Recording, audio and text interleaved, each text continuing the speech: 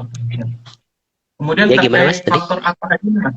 Kira-kira yang menggerakkan harga waran terstruktur. Tadi kan kita sempat bahas ada harga saham induk nih. Ketika harga saham induknya naik, Betul. maka ada kemungkinan besar harga si waran terstruktur juga naik. Kira-kira ada faktor apa lagi sih, Mas, yang bisa mempengaruhi dari sisi pergerakan waran ini?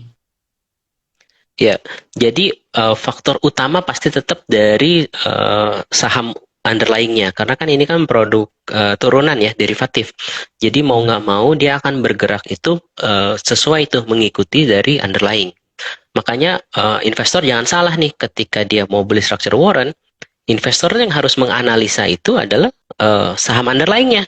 Contoh nih, Bank Mandiri gitu ya. Jadi yang mereka mesti analisa itu adalah Bank Mandirinya dulu. Apakah fundamentalnya bagus, teknikalnya bagus. Nah, itu dari underlying-nya. Ketika mereka bilang, oke, ini bagus. Nah, kalau mau yang mendapatkan exposure lebih agresif, beli warrant terstrukturnya. Seperti itu. Nah, faktor kedua pasti juga memang ada supply demand gitu ya. Karena kita tahu ini produk turunan gitu ya, maka orang juga bisa melakukan apa transaksi untuk future-nya. Saya lihat Mandiri bakal naiknya kencang banget nih. Ya bisa saja tiba-tiba orang mengejar warrant terstrukturnya tuh semuanya. Karena demand-nya tinggi, otomatis harga bisa melambung juga kan. Tetapi Ya. balik lagi yang tadi saya bilang gitu, kalau misalkan harga yang disebabkan karena demand pool, itu investor mesti hati-hati tuh gitu. Apakah benar ini memang akan setinggi itu gitu? Contohnya harga saham utamanya naiknya 3% gitu ya, tapi warrantnya ini mungkin naiknya misalkan udah 1000% gitu. Kemarin kan ada tuh yang naik 1000 gitu ya. Itu make sense gak? Ya kita mesti apa ini sendiri lah ya, decide sendiri lah ya gitu. Kalau dari saya, menurut saya ya nggak usah dikejar gitu. Jangan jangan FOMO lah, jangan FOMO. Karena kan tetap Ya. aja derivatif artinya itu mengikuti pergerakan dari saham utamanya. Itu yang mesti diingat oleh investor gitu. Baik, Mas. Kemudian tadi kita sempat ngebahas ini, Mas. Ada pasar reguler. Otomatis kan ada pasar perdananya nih, Mas. Nah, bagaimana Ya, caranya? Rekan-rekan di sini tuh banyak nih yang bertanya, gimana sih cara belinya gitu? Cara belinya ketika dia baru oke. IPO gitu. Seperti itu. Ya, ya. Untuk IPO, jadi ini memang ini unik ya, karena di Indonesia kita akan membuat warrant terstruktur ini melalui IPO.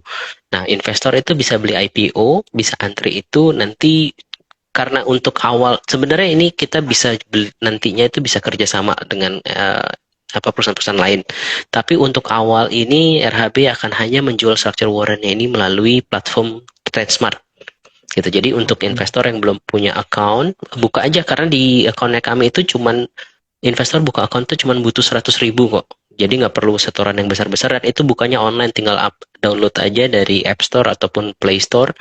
Nah, itu sudah ada aplikasinya, tinggal install. Nah, nanti ketika apa kita launching IPO, itu teman-teman tinggal ini aja, klik aja yang IPO, kolom IPO nanti akan ada kode structure warrant-nya, dan di situ investor itu bisa beli eh, ini kok apa, karena warrant ini juga kan nominalnya nggak sebesar saham ya, maksudnya harganya ya, mungkin kami juga yang akan kami launching itu mungkin di kisaran harga sekitar mungkin 500 lah, seperti itu, 500 per lembarnya ya.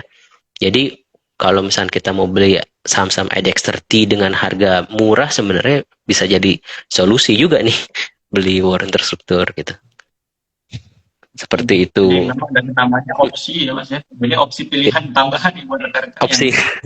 Betul, membeli betul, betul. saham chip gitu ya dengan harga murah yang bisa melirik ya, salah satu produknya adalah warrant terstruktur. Dan tadi strateginya kalau mau beli install dulu aplikasi RHB Sekuritas karena untuk proses pembeliannya lewat aplikasi Smart, Mas ya. Ya, Kita sudah ya, beli. pembelian gitu. Oke, Mas, kita udah panjang lebar nih, Mas, ngebahas warrant terstruktur. Mungkin juga banyak juga yang baru join, mungkin langsung karena udah mendekati akhir juga. Kira-kira apa aja nih, Mas, poin-poin dari sisi keuntungan dan risiko ya ketika kita membeli warrant terstruktur seperti itu. Oke, jadi kalau untuk keuntungannya pasti ini bisa digunakan sebagai diversifikasi gitu ya. Jadi contoh kalau misalnya ada investor yang punya duit 1 juta gitu kan, lalu dia mau beli saham, ini kan perusahaan blue chip kita bicara ya, perusahaan blue chip yang harga sahamnya misalkan 7.000. berarti kan kita cuma bisa beli satu lot gitu ya. Artinya kita akan terfokus tuh resikonya di satu tempat itu gitu ya. Nah, dengan adanya structure warrant itu sebenarnya investor tuh bisa membagi gitu, karena tadi saya bilang kan mungkin beli structure warrant-nya itu let's say 30%-nya. Kalau misalkan kita bilang 100.000, kalau kita 1 juta itu mungkin bisa beli 3 seri structure warrant seperti itu. Jadi bisa dibagi 3. Dan exposure-nya bagaimana? Exposure return-nya pun juga akan sebanding dengan kenaikan kalau kita beli saham utamanya gitu. Nah, terus yang perlu diingat juga risiko lain adalah jangka waktu. Tadi kita udah bilang structure warrant ini memiliki jangka waktu yang cukup singkat gitu ya, di bawah 2 tahun. Nah, ini investor jangan sampai salah. Oh, saya pengen beli structure warrant ini sebagai investasi anak saya nanti sekolah kuliah, padahal anaknya sekarang masih SD gitu. Nah, itu tidak cocok nih. Jadi mesti diingat bahwa ini ada jangka waktu yang very short, cuman di bawah 2 tahun.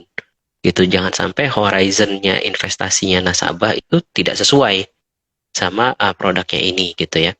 Dan yang ketiga itu juga teman-teman investor tuh mesti tahu bahwa ini produk turunan, makanya mesti menganalisa underlying-nya gitu. Jadi jangan analisa RHB-nya gitu. Jadi saya mau beli structure warrant-nya RHB nih, yang underlying-nya misalkan Adaro gitu ya. Dia malah menganalisa RHB-nya. RHB-nya bagus nggak nih pembukuannya? Oh, pembukuannya untung ya. Oh, ini bagus nih ternyata nih apa pertumbuhannya, growth-nya. Padahal kan kita mau belinya kan sahamnya Adaro underlying-nya. Nah, itu yang mesti Nah, itu kan yang karena kan mungkin kebiasaannya kita kan kalau kita mau beli sebuah saham warrant underlying penerbit warrantnya kan perusahaan itu sendiri kan. Nah, itu kan yang Iya. kita analisa otomatis perusahaannya itu juga gitu. Nah, kalau structure warrant ini mesti hati-hati jangan sampai salah gitu. Jadi tetap mesti kita analisa underlying-nya gitu. Itu pesan saya karena memang ini baru ya, maksudnya teman-teman juga mesti pelan-pelan aja. Kalau misalkan ada yang masih bingung-bingung, nggak apa-apa. Nanti dari kami juga akan selalu berusaha untuk memberikan edukasi lah gitu kan. Makanya produknya belum launching, kita juga udah terus nih melakukan edukasi-edukasi gitu. Dan jangan sampai juga teman-teman juga mendapatkan informasi dari tempat yang salah nih. Karena banyak nih yang saya lihat, banyak yang membahas warrant terstruktur, tetapi mereka referensinya tidak sesuai tuh gitu. Jadi banyak yang jawabannya itu menurut saya salah lah gitu. Seperti itu. Oke, jadi buat teman-teman sekalian ya, kalau ingin mengetahui lebih detail ya, atau pengen dapat informasi yang benar-benar valid ya, bisa langsung mengunjungi dari webnya RHB Sekuritas atau bisa DM langsung kali Mas ya, untuk bertanya Betul, di betul. Instagramnya RHB Sekuritas seperti Betul, itu. Karena betul, memang betul. di awal ini RHB Sekuritas lah yang akan menjadi broker ya, yang pertama yang akan mengeluarkan produk ini dari Bursa Indonesia seperti itu. Kemudian ada Betul, pertanyaan lagi betul. Mas, ternyata dia cukup panjang dari Mas Rian. Intinya adalah bagaimana sih perhitungan harga warrant terstruktur ini? Apakah ada persentasenya dari harga underlying-nya? Misalkan contoh harga sahamnya 8.000, para Hmm. warrant terstrukturnya seper 20-nya atau seper berapa persennya? Atau memang ini ada perhitungan khususnya dari penerbit seperti itu? Hmm. Oke, untuk perhitungan harga sebenarnya ini sama kayak option karena ini kan basicnya option ya. Jadi kalau misalkan Pak Rian mau mengetahui tentang option itu mungkin bisa tinggal browsing aja tuh cara valuasi option. Nah, salah satunya itu akan menggunakan rumus Black-Scholes namanya. Nah, di situ sebenarnya investor tuh kalau misalkan mau mencoba menghitung gitu ya, itu bisa pakai menggunakan rumus itulah setidaknya. Walaupun itu kan variabelnya itu banyak variabel yang tidak fix tuh, variabel bergerak. Dan kita tahu market itu kan selalu bergerak ya Mas ya. Tapi at least kita tuh punya lah ininya lah ya pegangannya. Jadi kalau misalkan nanti mungkin ada yang saya sukanya bukan yang Black Scholes Pak, pakai rumus lain. Oh silakan karena sebenarnya valuasi option itu banyak caranya. Tapi salah satu yang akan yang terkenal itu adalah yang Black Scholes itu gitu. Jadi kita di situ faktor apa aja sih yang di dalamnya itu? Nah, yang pertama itu ada faktor dari volatility harga saham underlying-nya. Jadi semakin volatility-nya tinggi, itu akan membuat harga war-nya itu juga bergeraknya juga lebih signifikan ya. Seperti itu. Dan juga ada faktor interest rate, ada faktor dari harga underlying-nya seperti itu. Nanti mungkin Pak Rian bisa di browsing aja Pak, di googling aja gitu ya, valuasi option. Nah itu harusnya tidak jauh-jauh dari situ gitu. Jadi at least investor nih tahu nih, kalau misalkan oh udah saya udah dapat nih rumusnya, saya punya nih kalkulatornya. Nah masukin aja tuh semua faktor-faktor itu dan lihat harga warrant di pasarnya. Warrantnya kok harganya jauh banget gitu ya. Kalau misalkan selisihnya mungkin uh, beberapa tik, mungkin itu make sense lah. Cuman kalau misalkan selisihnya itu misalkan, wah ini selisihnya ini udah sampai 3 kali lipat nih dari harga high fair-nya gitu ya, harga harga normalnya, ya itu bisa kita bilang mungkin over value seperti itu. Jadi mungkin kan kita juga punya nih di saham ya, kita bisa bilang itu over value. Dilihatnya dari mana? Dari pair-nya gitu kan. Nah, di structure warrant juga nanti bisa dilihat tuh dari sisi itu kan, kita mungkin bukan pakai pair, tapi kita lihatnya fair price dari optionnya itu, gitu. Mungkin semoga membantu ya Pak Rian, karena kalau untuk menjelasin Black Scholes di sini agak panjang sih, jadi saya minta untuk browsing aja deh. Gitu. Siap. Nah, memang juga keterbatasan dari sisi kita nggak bisa nampilin slide Iya, dan sebagainya, Mas ya. iya, iya, Intinya iya, mungkin nanti iya. masih punya banyak pertanyaan, nggak apa-apa ditampung dulu ya. Nanti bisa DM Iya, RHB Sekuritas atau nanti bisa searching-searching di websitenya RHB Sekuritas. Insya Allah betul, betul. tersedia, Mas. Ya, Oke, mungkin karena waktunya udah tinggal sekitar 5 sampai 10 menit lagi, saya mm-mm. kasih pertanyaan-pertanyaan receh aja nih, Mas. Kira-kira Oh kalau iya, iya. kita mau beli nanti si warrant terstruktur ini, apakah bisa belinya menggunakan sekuritas lain gitu? Ketika dia sudah di pasar reguler, Mas ya? Oh, bisa, bisa. Jadi jangan khawatir untuk teman-teman yang bilang, misalkan, oh saya nggak terbiasa dengan RHB gitu ya, belum punya akunnya dan saya nggak mau buka akunnya gitu. Nggak apa-apa, karena nanti di secondary-nya itu dari sekuritas manapun selama dia terdaftar di bursa ya, itu bisa beli Iya. produk structure warrant ini. Gitu. Jadi nggak usah khawatir. eh, Apakah kami mengepus teman-teman semua di sini untuk buka account? Enggak sih, gitu. Karena memang yang kita tawarkan sekarang ini bukannya bukannya accountnya, bukan aplikasi ya, tapi yang kami akan siapkan untuk Indonesia ini adalah marketnya, structure warrant-nya seperti itu. Jadi nggak usah khawatir, gitu. Dan hak-haknya Ya. semua sama ya Mas ya. Harganya itu juga maksudnya kalau beli di kita sama di sekuritas lain apakah beda? Enggak gitu. Karena ini kan bursa kan, harganya harga online gitu. Dan waktu pada saat penyelesaian akhirnya tuh, kalau in the money gimana? Sama, misalkan penyelesaian di RHB berapa ya di sekuritas lain juga sama gitu. Jadi nggak usah khawatir untuk investor seperti itu. Oke, siap.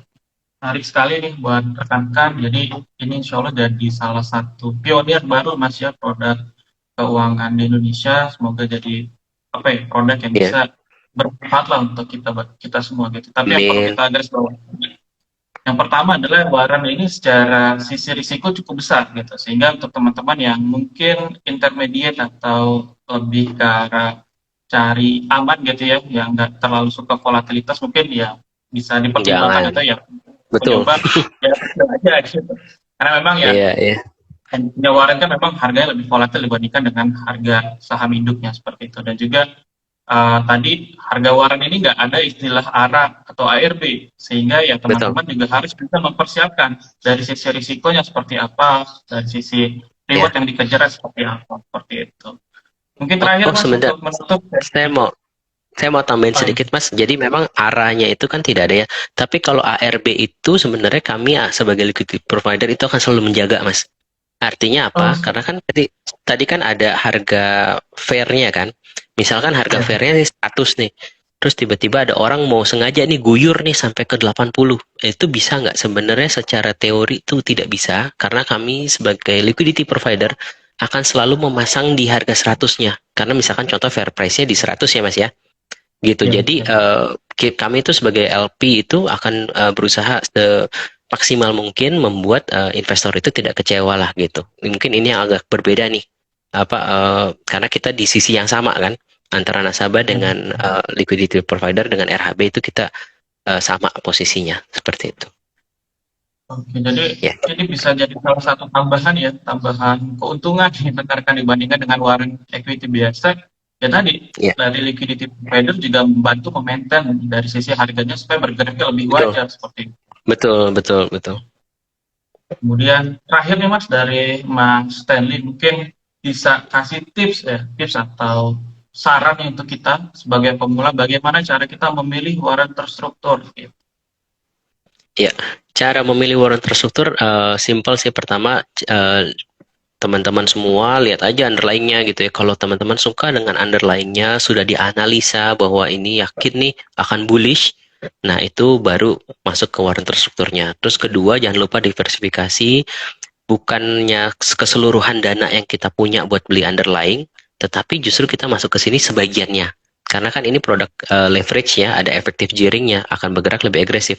Jadi contoh kita mau beli 10 di underlying, ya berarti beli di sini cuma 3 aja, itu cukup gitu. Karena kalau lebih dari itu artinya itu sudah spekulasi, itu sudah bukan hedging gitu kan.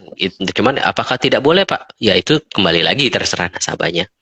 Seperti itu sih saran dari saya. Dan juga ya pastikan ya profil risiko ya sesuaikan gitu, jangan sampai investor itu sebenarnya risk averse gitu ya, menghindari risiko, cuman malah membelinya karena dilihatnya oh ini murah nih gitu ya, malah beli structure warrant-nya. Itu sebenarnya salah gitu. Jadi beli ini bukan hanya karena murahnya doang gitu ya, tetapi saya harap investor tuh memahami dulu fungsinya, cara kerjanya, semuanya seperti itu sih.